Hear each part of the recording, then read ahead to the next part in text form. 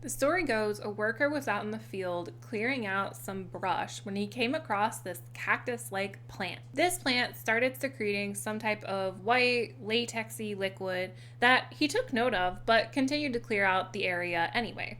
Afterwards, he washed his hands, but absent-mindedly, because it was a hot day, splashed some water onto his face, therefore getting that substance into his eyeballs. The pain was so great that it actually had the other workers really concerned about him, and they started asking questions about what he had come into contact with. One of the workers knew immediately what had gone on and told someone else to go get some colostrum milk from a cow who had recently given birth. This colostrum milk was the antidote to the poison that the other worker had unknowingly put into his eye from an immature opium poppy capsule. The worker ended up being okay, but if they had waited just 30 more minutes to get him some help, it's very likely that he would have been blinded in both eyes. Now, you probably think that this story has nothing to do with you, and on a large scale, you are right.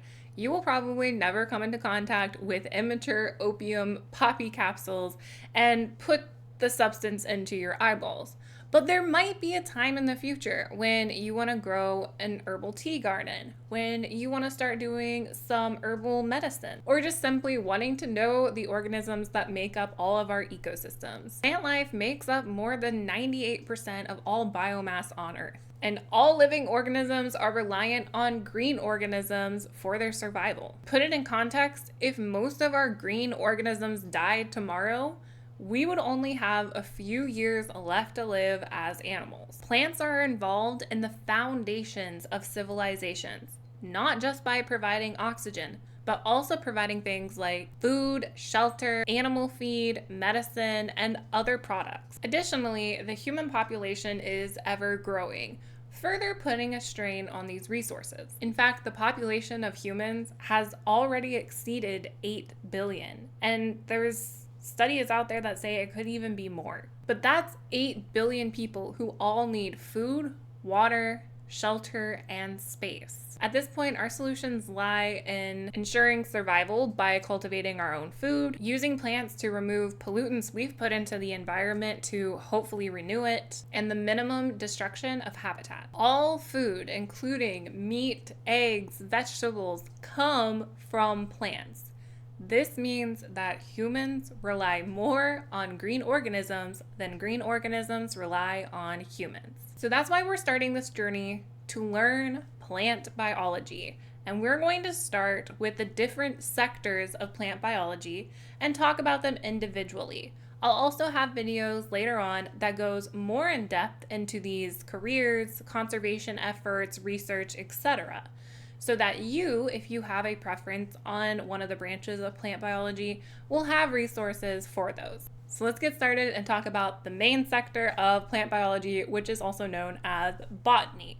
Botany inherently is the study of plants, and we're going to go into further sectors of this. Keep in mind that the study of plants rely on hypotheses, which are educated guesses that we have about nature, about our surroundings, and we gain those through observations.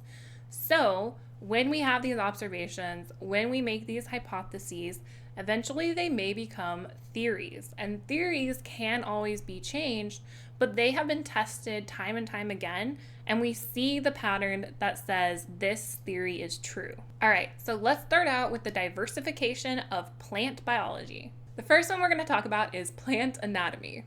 Plant anatomy talks about internal structures. Notable plant anatomists include Marcella Malpighi of Italy, who discovered various tissues and stems and roots, and Nehemiah, who discovered the structure of wood.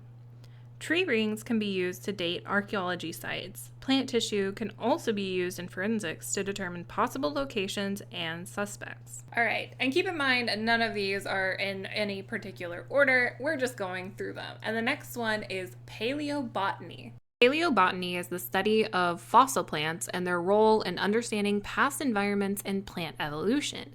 For example, this could be studying prehistoric marine photoautotrophs, such as photosynthetic algae, seaweeds, or kelps, as well as studying fossilized spores and pollen. The next one is plant physiology. Plant physiology talks about plant functions. J.B. von Helmont of Belgium first discovered that plants don't have the same nutritional needs as animals. Next, we have plant taxonomy. Plant taxonomy is describing, naming, and classifying organisms. Our present system was created by Carolus Linnaeus. Our next one is plant geography. Plant geography studies how and why plants are distributed around the world. A very big one that is currently popular is plant ecology. Plant ecology studies interactions of plants with one another and their environment. Rachel Carson's Silent Spring was one foundational piece to noting more than 500 toxic chemicals posing active, harmful impacts to all facets of life, both human and environmental. Our next one is plant morphology. Now this one is more integrated into the others, but we can still classify it as its own. Plant morphology studies form and structures, which help describe life cycles of plants. This ultimately leads into further interest in plants through plant genetics. Which brings us to our next one, plant genetics. Plant genetics studies the aspects behind heredity, including plant breeding and genetic engineering. The most famous experiment is Gregor Mendel's pea plant experiment, where he formed the principle of dominance, principle of segregation, and the law of independent assortment.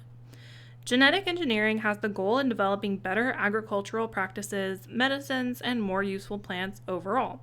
This is increasingly important with climate change and in the future. The field of genomics, which focuses on genes and their functions, has now widely become part of this research as well. This allows us to edit genes using the CRISPR-Cas9 system. I'll talk about this more in a later video. All right, stick with me here. Cell biology is our next one. Cell biology studies cells and their structure and function. Electron microscopes really propelled this research further. Our next one of ethnobotany or economic botany is also very popular. Nowadays, if you follow anyone talking about native plants online, you probably have heard this term. Ethnobotany focuses on practical uses of plants and plant products. Much of this research is in collaboration with indigenous peoples to help reclaim land and use land as it is intended with nature. A lot of the idea behind this type of botany is that nature is within all of us and no one can control it. So in summary, we have a lot of different sectors behind plant biology. Yet they do all still come together to talk about the story as a whole. We can't have conservation of certain plants that are endangered without knowing morphology, geography, or cell biology. We need to know a lot about each of these sectors so that we can have a well-rounded thought process when it comes to dealing with these plants in the future. So there you have it, your first video over Plant Biology 101. Congratulations! We're now gonna look at some discussion questions. I encourage you to think about these discussion questions and leave your answers in the comments below.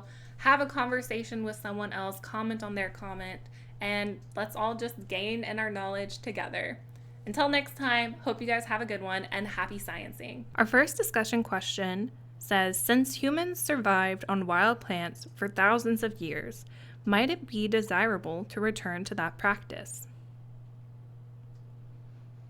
Our second discussion question says, what factors are involved in determining if and when humans might not be able to sustain themselves on Earth?